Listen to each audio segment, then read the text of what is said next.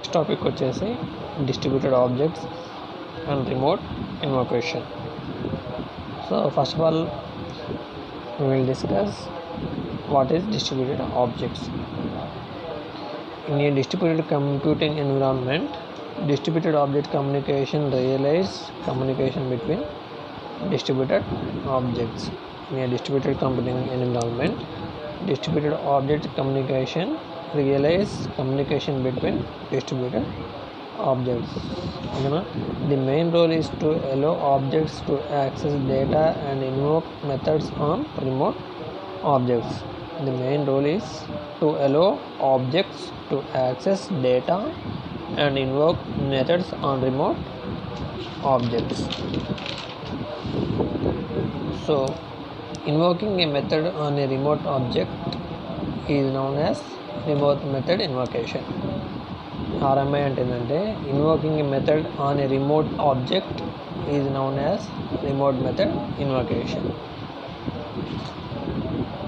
So what is distributed object అంటే the distributed object refers to the software modules that are designed to work together but reside either in multiple computers connected via a network or in different processors inside the same computer. In distributed objects refers to the software modules that are designed to work together but reside either in multiple computers connected via a network or in different processes inside the same computer. Distributed objects ఏంటంటే it is a software modules that are designed to work together. Work together, reside in multiple computers connected via network or different processors inside the same computer. ఈ distributed objects దేనికి use అవుతాయంటే multiple computers మధ్య information అనేది objects ద్వారా share అవ్వడానికి.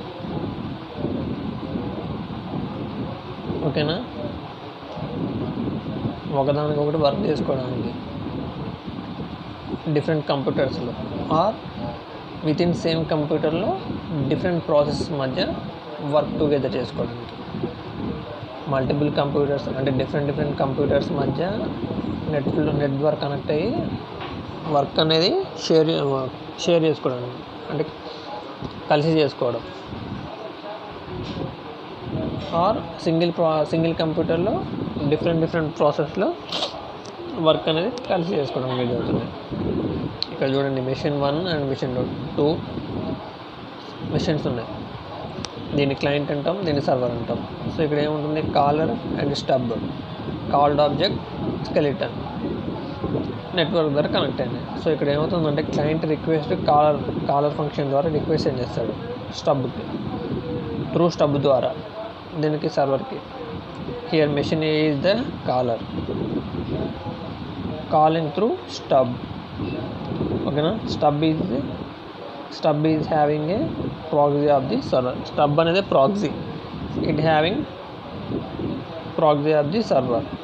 Skeleton is it is also a proxy.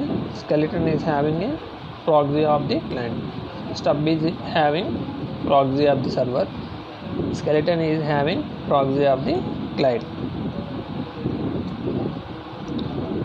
So ఇక్కడ caller function, caller అనే client అనే కాలర్ని స్టబ్ త్రూ సర్వర్కి కాల్ చేస్తాడు త్రూ స్టబ్ ద్వారా.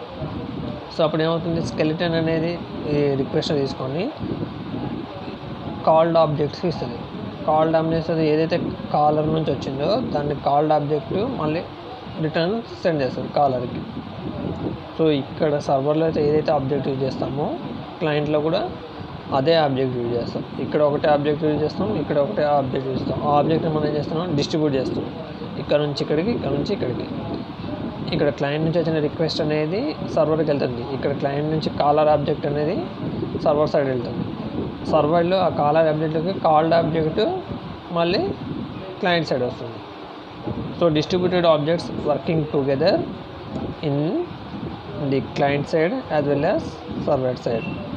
డిస్ట్రిబ్యూటెడ్ ఆబ్జెక్ట్స్ అనేవి working together in the client side as well as server side. Client side server side distributed object అనేది same ఒకే లెక్క ఉంటాయి. ఇటు అటు అటు ఇటు చేంజ్ అవుతూ ఉంటాయి. ఇంకో ఎగ్జాంపుల్ చూడండి. So this is the client system. Here 2 servers. ఇక్కడ సింగిల్ క్లయింట్ ఉంది, 2 సర్వర్స్ ఉంది. సో ఈ client consisting of 2 objects, client object 1, client object 2. Here 2 servers are there, which consisting server 1 object, server 2 object. ఈ server అనేది server 1 object, server 2 object, server 3 object. ఈ server అనేది 3 ఆబ్జెక్ట్లను కలిగి ఉంది, ఈ సర్వర్ 2 ఆబ్జెక్ట్లను కలిగి ఉంది. ఈ క్లయింట్ అనేది 2 ఆబ్జెక్ట్లను కలిగి ఉంది. సో ఇక్కడ క్లయింట్ రిక్వెస్ట్ అనేది క్లయింట్ 1 ఆబ్జెక్ట్ మెథడ్ రిక్వెస్ట్ ద్వారా సర్వర్ని రిక్వెస్ట్ సెండ్ చేస్తుంది. సర్వర్ ఏం చేస్తుంది, క్లయింట్ ఆబ్జెక్ట్ 2 ఉంటే సర్వర్ కూడా సర్వర్ ఆబ్జెక్ట్ 2కే రిక్వెస్ట్ వెళ్తుంది.